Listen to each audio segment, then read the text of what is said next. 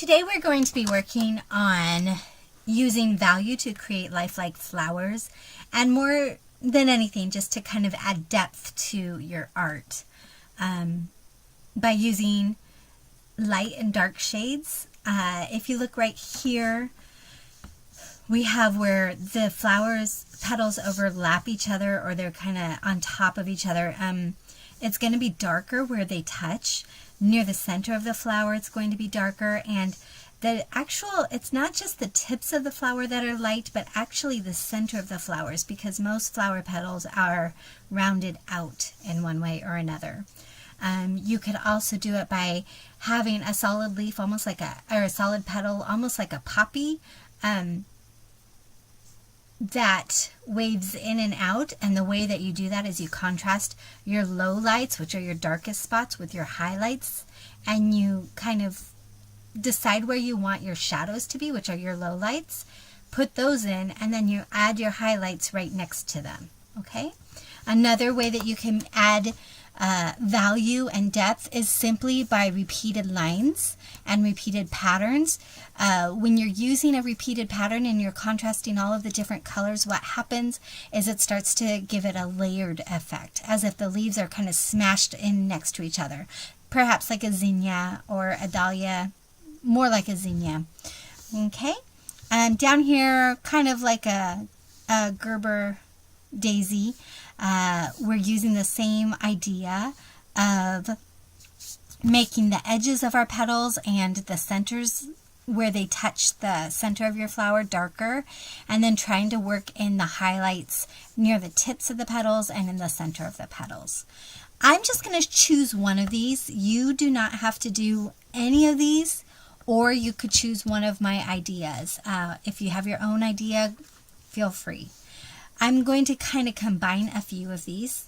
When you are using oil pastels, it is very important what kind of lines you use. Your lines will dictate the type of texture your art has. For example, this, I wanted it to look like almost like on a daffodil, how it goes deeper in. So I was trying to make nice, long, straight lines to make it look like the flower is going like it was a trumpet type of flower. Okay. I also made sure that it was darker down low and lighter near the top.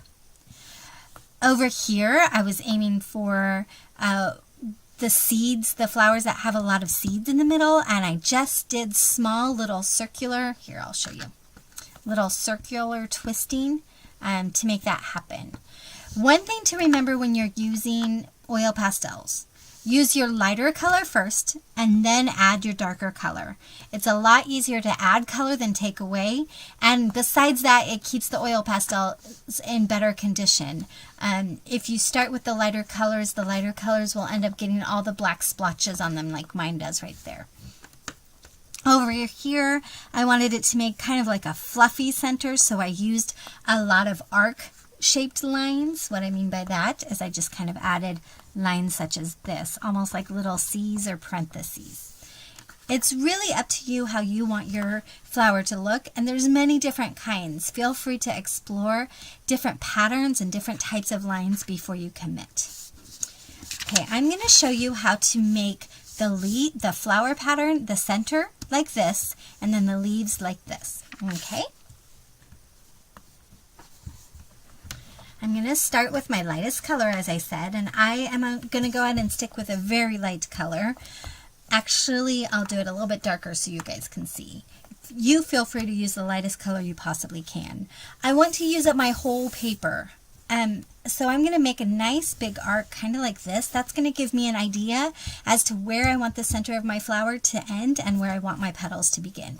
And now, I think I'm going to make it kind of in between the seeded ones and the kind of parentheses looking one. So I'm going to start by just adding my circles.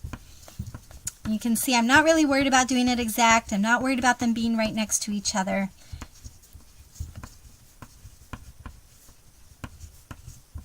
If the lines turn into squiggles, nobody's ever going to know later on. So don't try to spend too much time on this portion. Okay, now I've got my basic shape and my basic color. Now I'm going to go through with a darker color. Feel free to add as many different shades as you like. The great thing with this is the more shades you add, within reason, the more depth your art will end up having. Okay.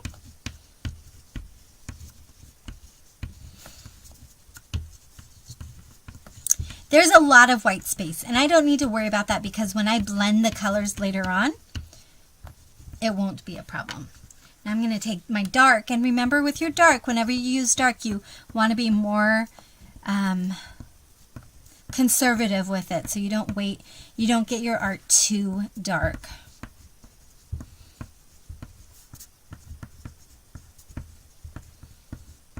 Okay. Now I just need to decide what color petals I want, and I like to start with the lightest color of that value. So if I want mine to be a bluish green color or even a blue one, if you look at this, it's got a lot of other color on it. I'm going to wipe a little bit off with my finger, but if it's got a little bit extra color, it's not going to mess up the whole picture. Even if it's black, it's still not really going to mess it up. And I want my petals to be nice and thick, so I'm going to focus on making my petals thick. Now this one,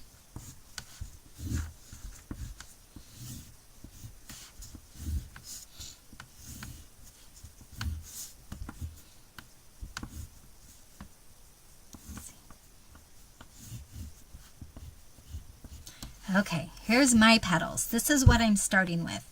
I just did a very quick sketch. I'm not really worried if it's perfect or not. Like right here, I kind of messed up. Nobody's going to know that later. I start with my lightest color. Once again, we're going to be building color. I'm going to start, see how that had a little bit of black, so I'm just going to start by right where my leaves touch. I'm going to choose my top one and kind of add some color. That's how I like to do it. Other artists have other ways of doing it. You kind of decide for yourself. Then I kind of start just adding and building the color into it. Right on the edges, I'm not putting any color in the center. In fact, in the very center, we won't be putting any color. I'm going to add some color.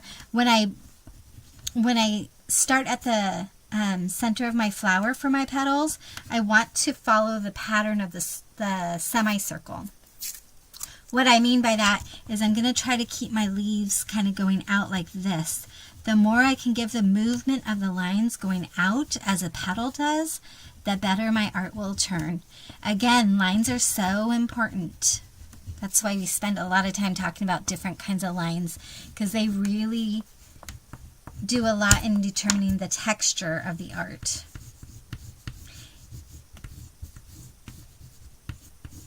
Okay. So this is my lightest color.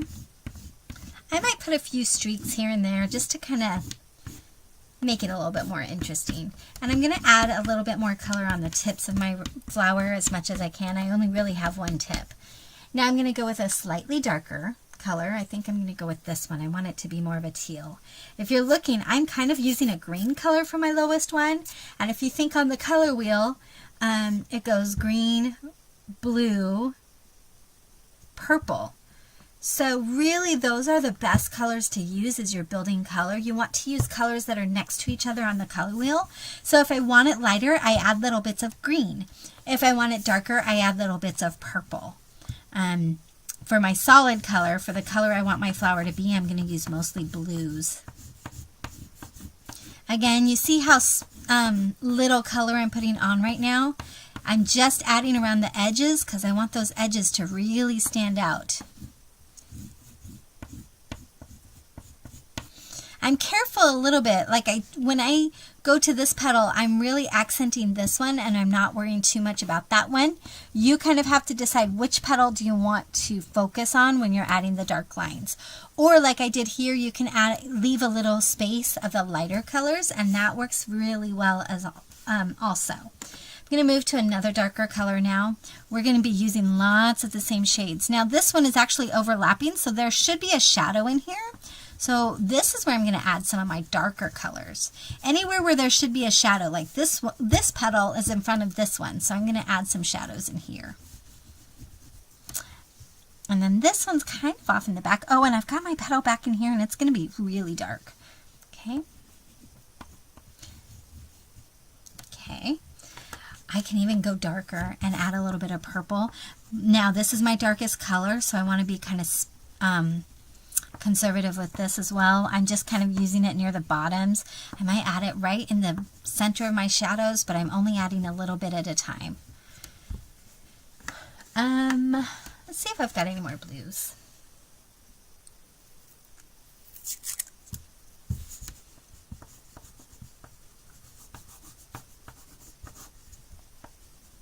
Now, my flower is a little bit on the aqua side and I want it a little bit darker than that, so I'm going through with the more true color blue.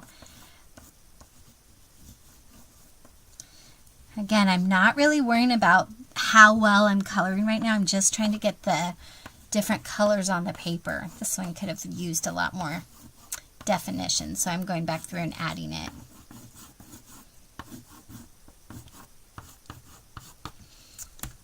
I'm going to come through with the lighter blue and add a little bit more tones in there.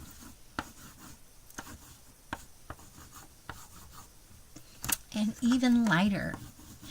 Remember, it's easier to start light and then just keep building it until I get it kind of what I want it to be. Now when I blend, your fingers are going to get messy and you're just going to have to live with it. We do have wet wipes for that, hopefully. Now when I blend, it's really important that I follow the lines that I made. So if I'm blending this section here, actually I'm going to start in the center because that's the lightest color on my piece. And I'm going to just twist my fingers as I blend.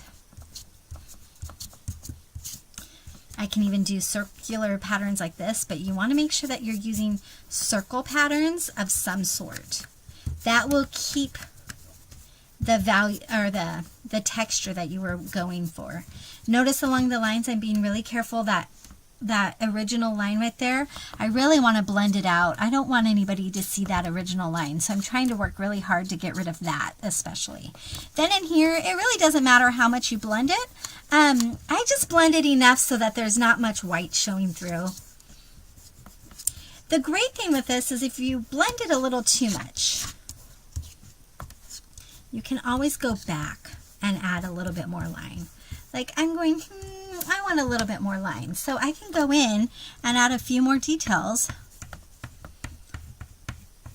just to give it a little bit more interest. Okay, now, again with my petals, I want to follow the direction of the lines I already made. So you have to push pretty hard, and it's really better to use your fingers than it is to use a Kleenex or anything else. It's okay for your fingers to get messy, but you just kind of follow the lines of your of what you did earlier, and kind of pull the color towards the white spots that you've got, and just keep pulling it until you get it like kind of how you want it to be. This is really so much fun to see the end result. Even with that first flower, look at the difference between the two. Keep going through all the flowers. It does work best if you push hard. So you're just going to have to use a little bit of grit here. Again, look at how I'm bending the paper. You want to avoid bending the paper. All of those outlines that I originally drew, I kind of want to get rid of them by the blending. So I just keep pushing the blending together. Look at where your color...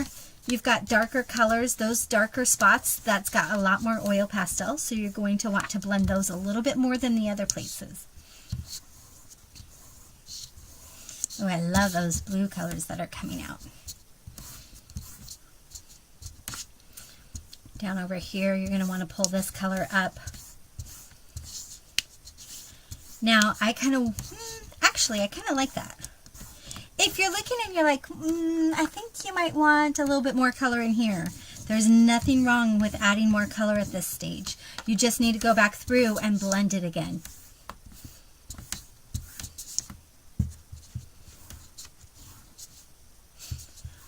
Once again, your petals do not have to look like mine do. Yours can be completely different than mine.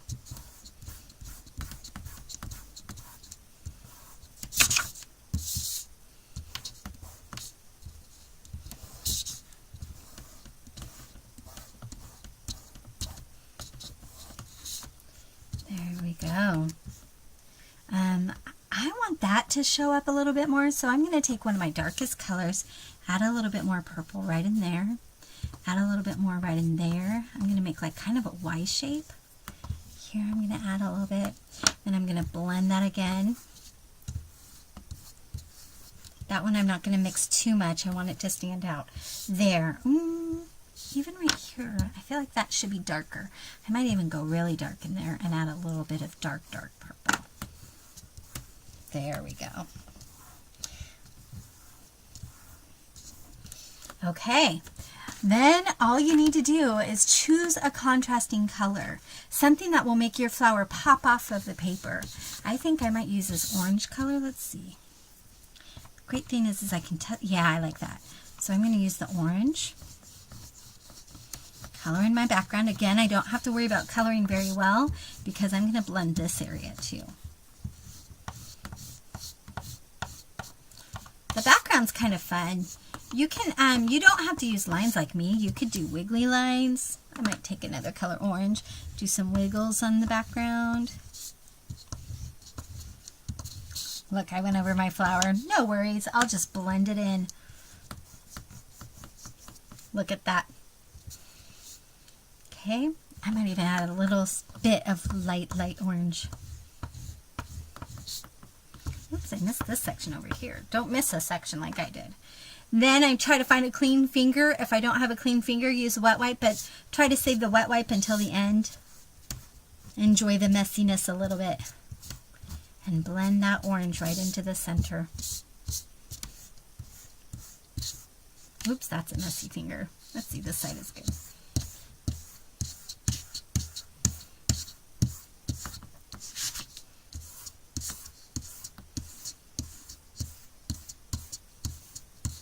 Go all the way to the edges. It's okay if a little bit of the orange gets into the flower. Nobody's going to notice that part. They're just going to be noticing the beauty. There we go. We're all done.